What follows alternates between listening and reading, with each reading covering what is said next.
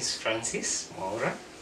I am a master's student in counseling psychology at Kenyatta University, and my passion in counseling psychology comes from the fact that I like helping people, and I have understood that there is a gap in mental health in Kenya. And therefore, my hope is to help as many people as I can in terms of identifying themselves and working through their problems in a very respectful and dignified manner. I hope we will enjoy each other's company as we go about this interview. The subject of mental health is quite broad and has very many disciplines. However, to basically define it, mental health is the well-being, the mental well-being of a person, a human being, where you say a person has fully functional mindset, and they do not suffer from any form of distress in terms of their thinking capacity or thinking faculties. Some of the most common aspects of mental illness include depression, anxiety, substance use, behavioral disorders, eating disorders, and just a whole host of disorders that are classified as mental disorders. And these disorders often exhibit themselves in terms of behavioral deficiencies, or excesses that are exhibited by persons. Some of the most common behavioral excesses or difficulties that we see include seclusion from society, withdrawal from society, things like drug abuse, things like isolation, and they are very common in our society because a lot of times these things are not addressed properly. Now, my hope is that in this conversation we will be able to delve in deeper, understand some of these issues, understand some of the causes, and even try and at least bring light to some of these to some of the remedies to these issues. Na brother yangu ako pale hivyo. Now today I want us to talk about mental illness and its contribution to homelessness. Now recently I was on my... Francis begins by examining the issue of homelessness. I happened to bump into some guy whom in this case we will call Peter, and who is homeless. With Peter's story as a backdrop, Francis explains how mental health issues can often be a root cause of homelessness. Peter, who has struggled with depression and anxiety for much of his life, found himself on the street after his family was unable to cope with his mental health needs. Of his age and his stature, my heart went out to him simply because of three reasons. First of which is his living condition. He was living in the most filthiest of places that you could think of. Secondly, his age. For a person of my age, I thought of myself and I said, the kind of opportunities that he has missed out and that I had privilege of experiencing, which he probably might never have, had me curious as to who he was and what potential he would have had had he been given opportunities such as mine. And so it had me thinking about what if I could talk to him and find out just what, if any, caused his homelessness. Now, mental illness has a huge contribution towards homelessness simply because it puts homeless persons in three disadvantages. First of which, they experience disaffiliation, which is basically the fact that nobody wants to be with them, nobody wants to be associated with them. They are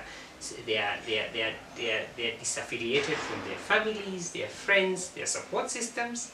Secondly, they face poverty, because once you're homeless, you are obviously at rock bottom.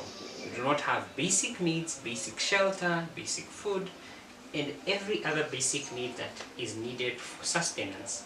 Third, is, of course, they also are prone to personal vulnerabilities and attacks. These include attacks of arrests, attacks by persons who may want to take advantage of them, maybe rape them, maybe steal from them, maybe just put them in, compromising situation, or even take advantage of them.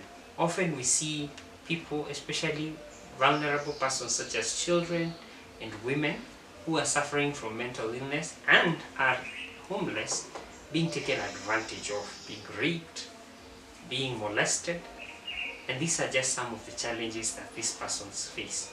Additionally, we find that these persons, should they have mental illness, the fact that they are homeless tends to further worsen their condition of their mental health condition, simply because they do suffer from anxiety, depression, fear of personal As Francis attacks, delves deeper into Peter's story, he turns to the topic of drug substance addiction. abuse, which Peter turned to actually drugs as a way to cope with a his way pain and of rejection, trying to, and soon found uh, himself trapped in a cycle of addiction. to avoid Francis their problems. explains how So mental you health find some issues of them can will often engage lead in to substance alcohol, abuse, as substance individuals abuse turn such to as, drugs or drugs such alcohol as as a way glue, to numb their sniffing, pain. or any type of drug that they can come their way to try and help them forget, albeit for a while, about their current situation. Now, these persons are indeed persons. The only difference is that they are in situations that do not allow them to look dignified enough to live as persons. These persons need support. These persons need care, and these people need attention. They need to be felt as visible individuals.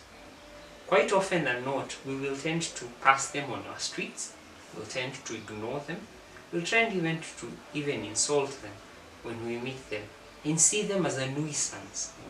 But they are human beings, and we need to take a look back at them and at ourselves, because it is only us who have humanity. As human beings, we can only be human towards other fellow human beings, irrespective of their condition. Now, statistics show that about 30 to 40% of persons in homelessness suffering from mental illness, and this is a significant statistic because indeed it is a huge percentage of persons. So let's say in a population of about 100,000 people, about 40,000 of them would be, if there was a population of 100,000 people living in homelessness, about 40,000 of them would be persons living with mental illness. These again, due to the fact that they are predisposed to certain conditions and certain lifestyles, it further exposes them and reduces their lifespan. You will find that a lot of these people will not live to see their 50s or their 40s, simply because due to the fact that they engage, say, in substance abuse, things like alcohol or substances or other substances, it further reduces their lifespan and their longevity as human beings. Now, how can we do to address some of these concerns? Throughout his exploration, Francis emphasizes the importance of addressing mental health issues in a holistic way. He advocates for an approach that takes into account not only an individual's mental health, but also their physical health, social support network, and environment. Regaining back their dignity and their stature as a society. Some of these include social programs such as employment programs, including communal activities, things to do with provision of shelter, temporary shelter, which can allow them to find stability up until such point where they can be able now to fend for themselves, rehabilitation and counseling, which is very essential towards helping those persons who are actually struggling with substance abuse towards recovering and reforming back into their previous selves. Additionally, support is very key, because as you can see, a human being is categorized under several spheres: the biopsychosocial, the spirituals, the spiritual the spiritual realm of things, as well as the physiological side of things. Therefore, it is really important to have a proper balance of every sphere. Overall, when we come together, we can actually ensure that we at least reduce this problem of homelessness, and by doing so, we will have tackled mental illness, at least to a certain degree. My hope is that we can keep